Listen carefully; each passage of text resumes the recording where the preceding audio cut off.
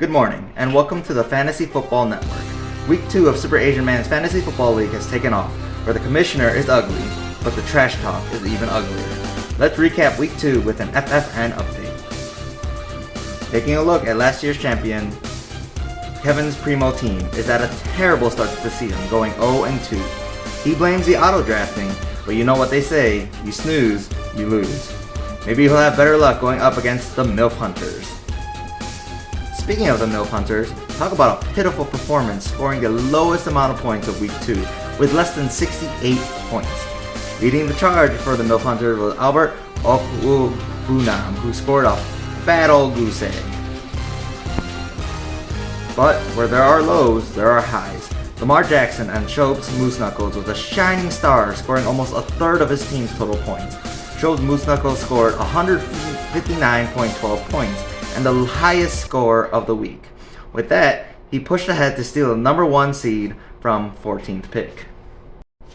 But everyone can't enjoy sunshines and rainbows. Skola's team scored some big points behind Tyreek Hill, Justin Herbert, and Curtis Samuel, but it just wasn't enough to take down throwing a Hail Mary, who had monster performances with Jalen Waddle and Nick Chubb.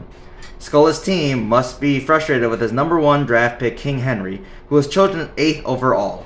Will King Henry ever return to the greatness he once was?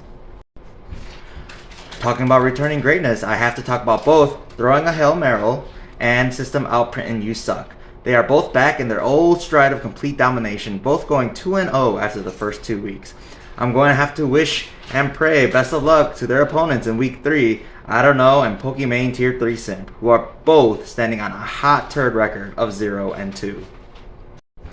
2-0 records are hard to come by. Just ask King Kong Squad, who got there with the 3rd lowest total of the week. King Kong Squad better hope that their number 1 draft pick, Jonathan Taylor, who was picked number 1 overall, steps it up as he goes head-to-head against Matthew's marvelous team, who is praying that Joe Burrow will finally step it up, and the O-line, which Cincinnati paid $70 million to over the offseason, will finally do something to protect their quarterback. Every team is checking their lineups, scouting injury reports, and continuing the trash talk. We'll see what is to come in Week 3 of SuperAsianMan's Fantasy Football League. You're watching an FFN update. I'm Jonathan Park.